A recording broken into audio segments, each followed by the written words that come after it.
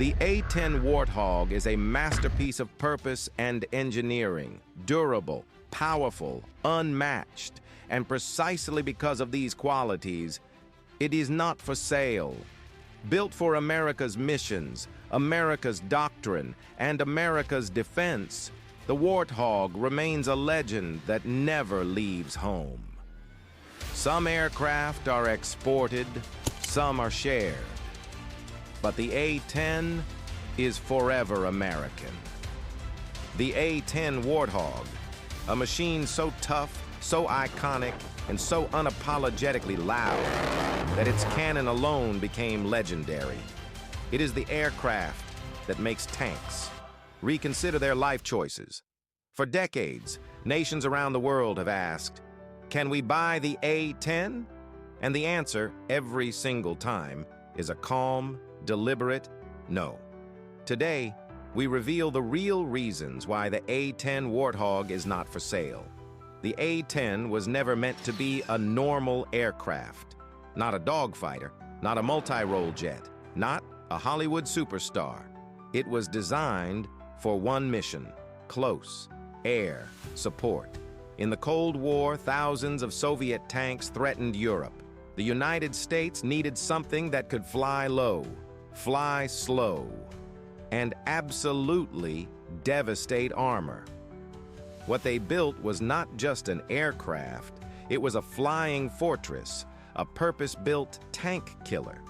Because it was shaped around a uniquely American doctrine, the A-10 simply doesn't plug and play into the strategies of other nations.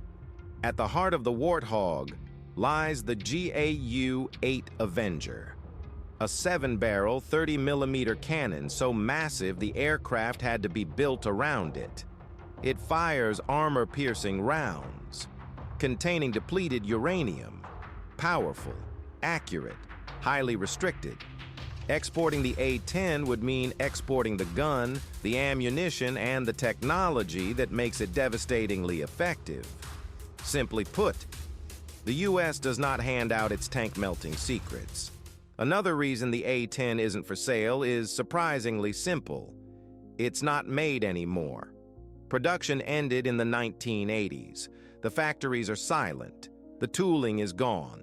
To create new A-10s today would require rebuilding an entire industrial ecosystem, all for an aircraft very few nations could even support. You can't sell what doesn't exist. But the true secret of the A-10's power isn't just the machine, it's the doctrine behind it.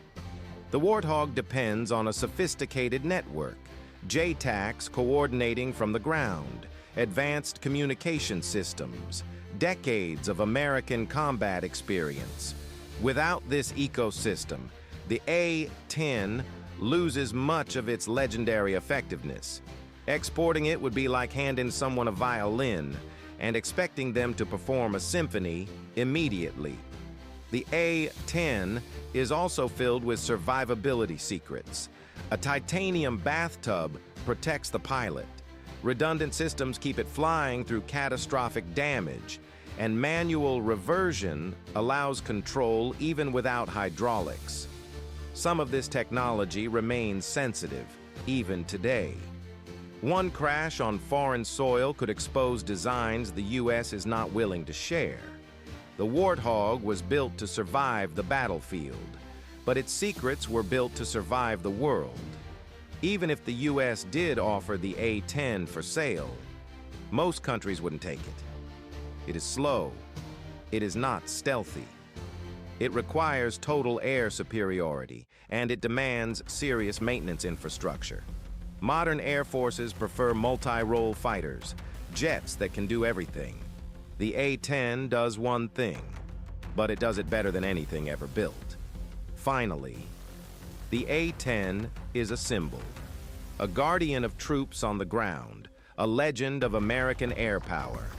Allowing it to operate under foreign flags risks political complications, and could place the Warthog in conflicts far beyond U.S. control. For strategic, symbolic, and security reasons, the A-10 remains home.